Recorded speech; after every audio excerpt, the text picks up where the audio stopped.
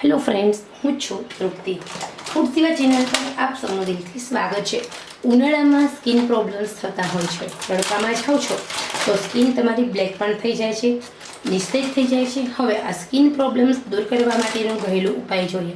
તડકામાં સ્કિન બળેલી હોય કે પછી સ્કિન કાળી થઈ ગઈ હોય, સ્કિન નિસ્તેજ થઈ ગઈ હોય તો એના માટેનો આ રામબાણ ઉપાય છે. અહીંયા મેં 1 ચમચી જેટલો ચણાનો લોટ લીધો છે. ચણાના લોટની અંદર નેચરલ બ્લીચનું કામ કરે છે. ચણાના લોટની અંદર જે એસિડ હોય છે તે તમારા શરીરની અંદર ટોન કરવાનું કામ કરે છે, સ્કિનને ચમકદાર બનાવે છે. ચણાનો લોટ સ્કિન કાળી હોય તો ગોરી કરવાનું કામ કરે છે.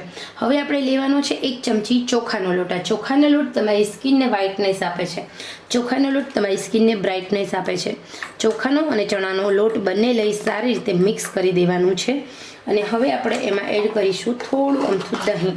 દહીં એડ કરવાથી તમારી સ્કિનને નેચરલ મોઇશ્ચર મળે છે અને ટોટલી સ્કિન પ્રોબ્લેમ્સ છે, સફેદ ડાઘ થયા છે, કાળા ડાઘ થયા છે, સ્કિન તમારી નિસ્તેજ છે, કરચલી છે, તો એ બધામાં દહીં ખૂબ જ ઉપયોગી છે. ચણાનો લોટ, ચોખાનો લોટ અને દહીં આ ત્રણેય વસ્તુને સારી રીતે મિક્સ કરી દેવાની છે અને હલાવી લેવાની છે.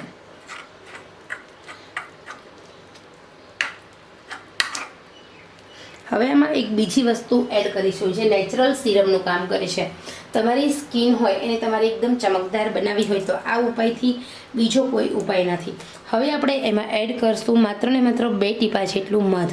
મધ રહ્યું એ તમારી સ્કિન હોય એને એકદમ ગ્લો આપે છે. મધની મદદથી તમારી સ્કિન એકદમ ચમકદાર બને છે, ગોરી બને છે. તો આ તમારે મધ એડ કરવાનું છે અને પછી થોડું પતલું કરવાનું છે. આપણે અપ્લાય કરીએ, દહીં આપણું એકદમ જાડું છે, જો દહીં પતલું હોય તો કંઈ પ્રશ્ન નથી. તો હવે આપણે 2 થી 3 ટીપા પાણી ઉમેરવાની છે અને પતલી પતલી એવી પેસ્ટ બનાવવાની છે. હવે તમે દિવસમાં એકવાર કોઈ પણ ટાઈમે આ પેસ્ટ લગાવો. શરૂઆતમાં તમે કન્ટિન્યુ 8 દિવસ લગાવો, પછી અઠવાડિયામાં 2 થી 3 વાર લગાવો અને પછી અઠવાડિયામાં 1 વાર લગાવો. આવી રીતે તમે જો નિયમિત રીતે આ પેસ્ટ લગાવશો તો તમારી સ્કિન એકદમ ગોરી થઈ જશે. તમારે ફેશિયલ કરાવવાની જરૂર રહેતી નથી અને સાથે સ્કિન ચમકદાર પણ થાય છે અને ખરેખર 1 જ મહિનામાં તમારી સ્કિન છે બહુ સરસ મજાની થઈ જાય છે. ખરેખર બહુ મસ્ત થઈ જાય છે. તમે જ્યાં પણ તમારા ગળાનો ભાગ તડકામાં કાળો થઈ ગયો છે, તમારા હાથ બ્લેક થઈ ગયા છે, તમારી સ્કિન બ્લેક થઈ ગઈ છે તો તમે ઉપાય અજમાવી શકો છો. તો ખરેખર મિત્રો આ સરસ મજાનો ઘરેલું ઉપાય છે, સસ્તું વાળું છે, સિદ્ધપુરની યાત્રા છે. આપણે દાદી નાની વખતના સમયમાં સ્કિન ગોરી કરવા માટેનો આ ઘરેલું ઉપાય છે. આપણા મમ્મી અને આપણા નાની છે, આપણા દાદી છે, આ ઉપાયની મદદથી એમની સ્કિનની કાળજી લેતા હતા. ત્યારે કોઈ એવા સનસ્ક્રીન લોશન નહોતા, ફેરનેસ ક્રીમ નહોતી કે કોઈ પણ એવી ફેરનેસ ક્રીમ નહોતી, કોઈ એવા લોશન નહોતા કે કોઈ એવા બ્યુટી પાર્લર નહોતા. એ લોકો ઘરે જ એમની સ્કિન કેર કરતા. તો અહીંયા હવે આપણે થોડી આપણી સ્કિન માટે ટાઈમ ફાળવીએ અને નિયમિત રીતે 10 મિનિટ આ ફેસ પેક ઘરે બનાવો.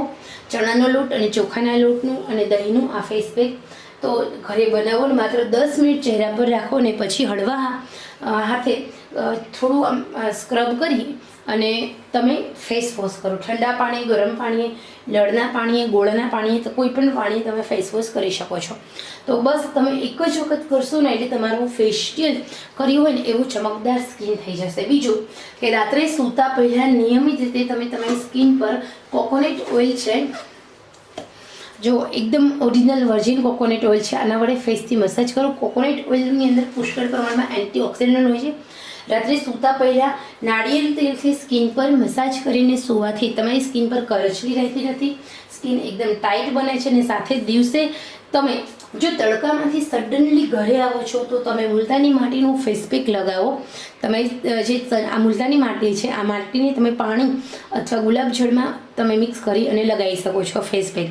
અને સાથે સાથે આવું નાની નાની વાતનું સ્કિન ધ્યાન રાખશો તો તમારી સ્કિન ક્યારેય ગમે તેટલું તડકામાં ફરો છો બ્લેક તો નહીં થાય, પરંતુ તમારી સ્કિન એકદમ ઉઠી આવશે, દીપી ઉઠશે. તો ખરેખર આ ઉપાય સરસ મજાનો છે, નેચરલ છે.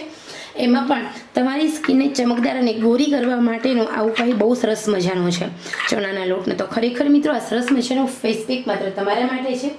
ફોલો કરો અને ગોરા બનો.